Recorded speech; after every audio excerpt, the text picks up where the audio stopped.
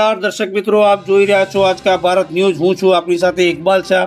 આજે તારીખ 27/2/2025ના ગુરુવારના રોજ કોસંબા ખાતે ઈદગાહ ફળિયામાં જનાબ સલીમ શાહ મામુના નિવાસ સ્થાને એક ચિંતન બેઠક યોજાઈ હતી, જેમાં ખૂબ મોટી સંખ્યામાં કોસંબા, તરસાડી તેમજ માંગરોળ તાલુકાના કોંગ્રેસ અગ્રણીઓ તેમજ કાર્યકર્તાઓ હાજર રહી વર્તમાન સમયમાં કોંગ્રેસ પક્ષની સ્થિતિ અંગે ચર્ચામાં ભાગ લીધો હતો અને આગામી તાલુકા જિલ્લા ચૂંટણીઓ સદ્ભર ચિંતન કરી પક્ષની સ્થિતિ મજબૂત બનાવવા માટે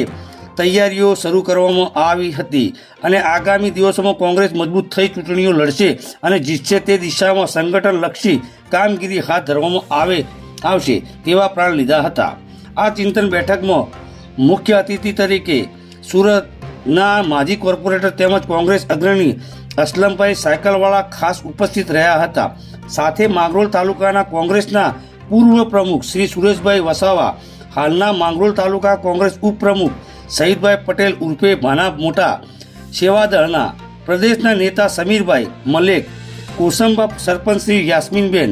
દાઉદજી, સુમૈયાબેન તરસાડી, નગરપાલિકાના માજી કોર્પોરેટર સાયરાબેન મલેક, તાલુકા પંચાયતના સભ્યો પ્રવીણભાઈ વસાવા, સુશીલાબેન, સુરેશભાઈ વસાવા, ગ્રામ પંચાયતના સભ્યો ઇમરાનભાઈ પટેલ સહિત રાબિયાબેન, જિલ્લા કોંગ્રેસના અગ્રણી અંદાજભાઈ શેખ, મહેબૂબભાઈ સૈયદ, આયાદ મલેક, જાહિદભાઈ શેખ, યુવા પ્રમુખ એડવોકેટ શૈલેષભાઈ પરમાર, જમિયતના હોદ્દેદારો હૈદરભાઈ હામદ સહિત મોટી સંખ્યામાં યુવાઓ હાજર રહી કાર્યને સફળ બનાવ્યો હતો। रिपोर्टर इकबाल शाह, आज का भारत न्यूज। ये आदमी चले भाई, सुरेश भाई वसावा अच्छा आदमी है कि यहाँ बैठे तालुका पंचायत के सबसे अच्छे आदमी है भाई, इनको टिकट दो कि कम्युनिटी के साथ इनका कम्युनिकेशन अच्छा है,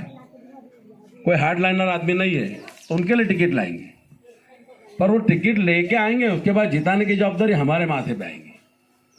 और हमको बखूबी उठाना पड़ेगी। वो इसके लिए कि देखो पार्टी इसी क्राइसिस में चल रही है